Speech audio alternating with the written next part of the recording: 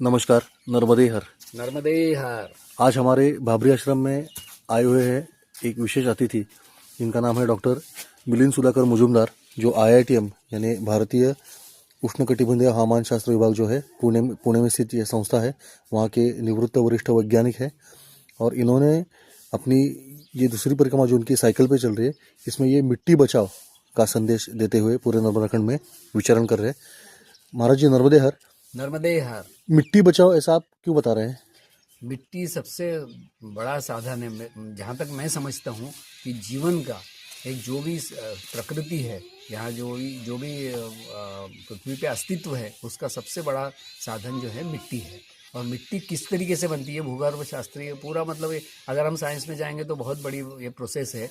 मिट्टी एक बार बनने के लिए कई साल लगते हैं, किस तरीके से मिट्टी बनती है, तो ये सबसे बड़ी बात है। और उस मिट्टी को हमें बचाना ही चाहिए। मिट्टी से हमारी ज़िंदगी है भाई। मिट्टी से आपको अन्न मिलता है, क्या नहीं मिलता है? मिट्टी से ही जो कुछ आप खाते हैं वो भी मिट्टी में ही जाता है, ये सारी चीज़ें। और उसके बाद में मिट्टी से आप उसका सदुपयोग करेंगे, उससे अगर ईंटें बनाएंगे, उसे अगर बहा देंगे मिट्टी को, तो वो अच्छी बात नहीं है। पूरा जो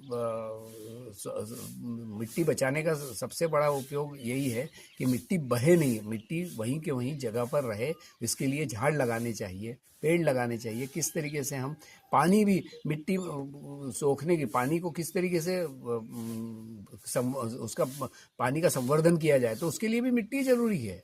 रेत में संवर्धन नहीं होगा। रेत को भी हमें संवर्धन तो करना ही पड़ेगा, रेत को भी रखना ही पड़ेगा, लेकिन उससे ज़्यादा महत्वपूर्ण है मिट्टी। महाराज जी, आपका सॉइल मॉइस्चर पे भी थोड़ा काम रहा है जी, तो इसके बारे में आप क्या बता सकते हैं? मतलब वनीकरण और सॉइल मॉइस्चर का कैसा नाता है?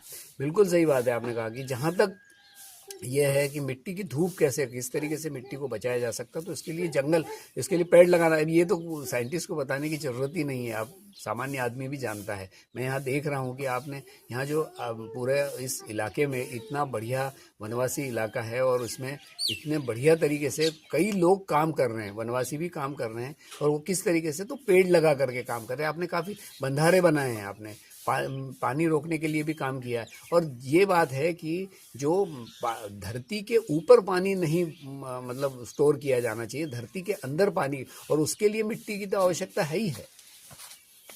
बिल्कुल महाराज जी, हम हमारे स्तर पे बिल्कुल ऐसा प्रयास करेंगे कि ज़्यादा से ज़्यादा मिट्टी को हम बचा पाएँ। नर्मदे हर। नर्मदे हर।